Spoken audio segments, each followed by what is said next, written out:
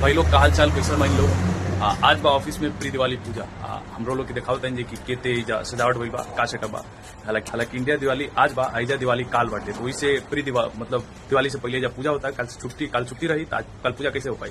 तो ऐसे दिखाओ तन के प्री दिवाली पूजा के कितना बढ़िया सजावट भइल बा ऑफिस में। देखिए तो चलिए हम लोग के फटाफट से लेके चलते नहीं दिखाओ तनी जी की केते सेटअप बाटे। देखिए दोनों गेट के साइड में कलश और रेती के रंगोली वगैरह बना के रखल बा। ये फ्रंट एरिया जहाँ से अब हम रोरा के किचन में लेके चलते हैं, जहाँ की एगो भाई रेती वगैरह काट रहल बड़े, प्रसाद वगैरह कट रहल बाटे। देखिए यानी सेव नाशपाती अंगूर वगैरह तुरात हटे। हाँ रेती के प्रसाद की व्यवस्था यानी चल रहा बा।